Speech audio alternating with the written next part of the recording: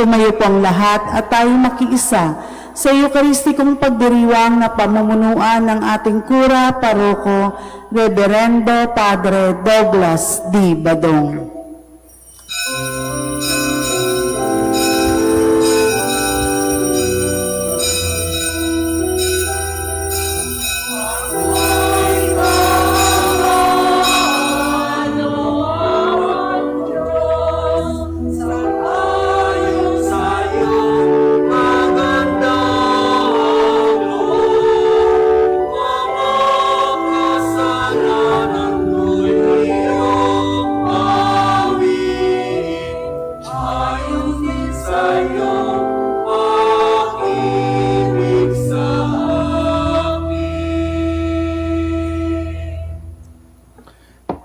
Sa ngalan ng Ama at ng Anak at ng Espiritu Santo. Amen.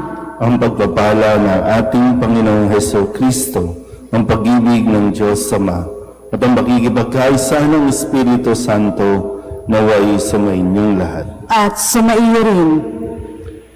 Mga kapatid, aminin natin ang ating mga kasalanan upang tayo'y maging marapat gumanap sa banal na pagdiriwang. Inaamin ko sa makapangyarihang Diyos at sa inyo mga kapatid na lubha ako nagkasala sa isip, sa salita at sa gawa at sa aking pagkukulang. Kaya isinasamo ko sa mahal na Birheng Maria, sa lahat ng mga anghel at mga banal, at sa inyo mga kapatid na ako'y panalangin sa Panginoong ating Diyos. Kaawaan tayo ng makapangyarihang Diyos, patawarin tayo sa ating mga kasalanan at patnubayan tayo sa buhay na walang hanggan. Amen. Panginoon, kaawaan mo kami. Panginoon, kaawaan mo kami. Kristo, kaawaan mo kami. Kristo, kaawaan mo kami. Panginoon, kaawaan mo kami. Panginoon, kaawaan mo kami. Manalangin tayo. Ama naming makapangyarihan, ang mga mabubuti ay iyong ginagantimpalaan sa kanilang ginagawang kabutihan, at ang mga masasama ay iyong binibigyan ng pagkakataong makapagbagong buhay. Kaawaan mo kaming sumasamo sa iyo upang ang pag-amin namin sa nagawang kasalanan ay magkamit para sa amin ng iyong kapatawaran sa pamamagitan ni Jesucristo, kasama ng Espiritu Santo, magpasawalang hanggan. Amen.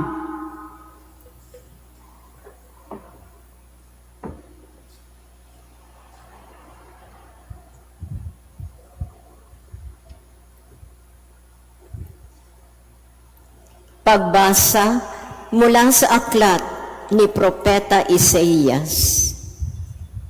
Sabi ng Panginoon sa kanyang bayan, sa araw ng pagliligtas sa iyo ay lilingapin kita at tutugunin ang paghingi mo ng saklolo. Babantayan kita at iingatan, sa pamamagitan mo'y gagawa ako ng tipan sa mga tao.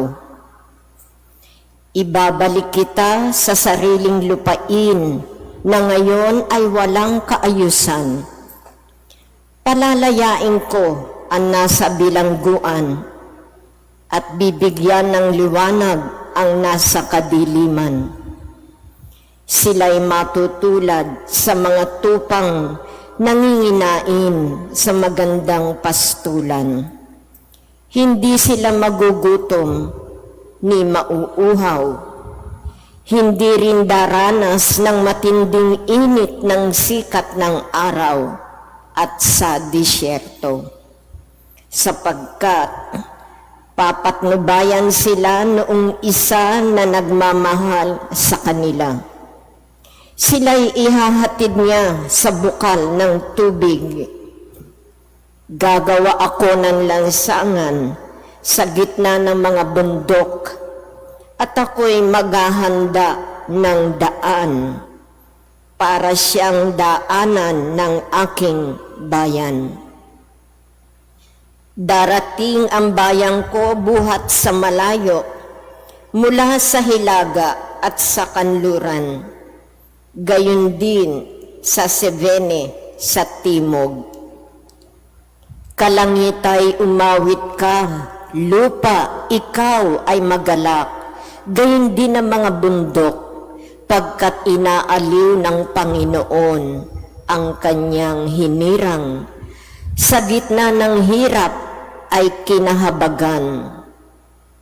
Ang sabi ng mga taga-Jerusalem, pinabayaan na tayo ng Panginoon, nakalimutan na niya tayo. Ang sagot ng Panginoon, malilimot kaya ng ina ang sarili niyang anak? Hindi kaya niya mahalin ang sanggol na iniluwal? Kung mayroon mang inang lumilimot sa kanyang bunso, ako'y hindi lilimot sa inyo, kahit na sandali. Ang salita ng Diyos. Salamat sa Diyos. Pag-ibig ng Diyos ay ganap, sa tanan siya'y nahahabag. Pag-ibig ng Diyos ay ganap, sa tanan siya'y nahahabag. Ang Panginoon Diyos ay puspos ng pag-ibig at lipos ng habag. Banayad magalit, ang pag-ibig niya'y hindi kumukupas. Siya ay mabuti, at kahit kanino'y hindi natatangi. Sa kanyang nilikha, ang pagtingin niya ay mamamalagi. Pag-ibig ng Diyos ay ganap, sa tanan siya'y nahahabag. Di ka bibiguin sa mga pangako, pagkat ang Diyos ay tapat. Ang kanyang ginawa kahit na ano ito ay mabuting lahat. Siya'y tumutulong sa lahat ng tao na may suliranin. Yaong inaapi, inaalis niya sa pagkagupiling. Pag-ibig ng Diyos ay ganap, sa tanan siya'y nahahabag. Matuwid ang Diyos sa lahat ng bagay niyang ginagawa. Kahit anong gawin, ay kalakip doon ang habag at awa. Siya'y nakikinig at handang tumulong sa lahat ng tao. Sa sino mang taong pagtawag sa Kanya'y tapat at totoo. Pag-ibig ng Diyos ay ganap, sa tanan siya'y nahahabag. Tatayo na po ang lahat.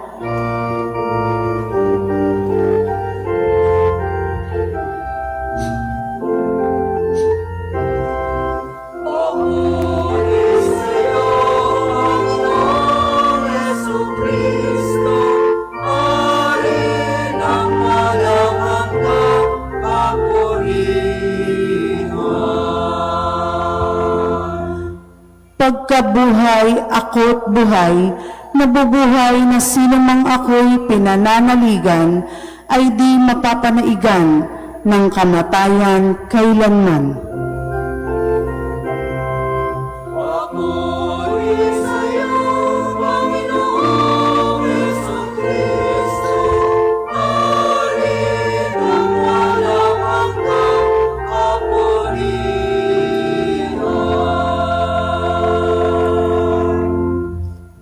Sumainyo ang Panginoon. At sumaiyo rin Ang mabuting balita ng Panginoon ayon kay San Juan. papuri sa iyo, Panginoon.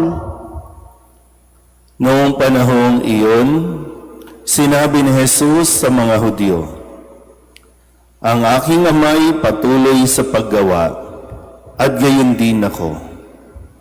Lalong pinagsikapan ng mga Hudyo na patayin siya, sapagkat nilabag na niya ang batas tungkol sa araw ng pamamahinga, ay sinasabi pa niyang ang Diyos ang kanyang Ama, at sa gayoy ipinapantay ang sarili sa Diyos.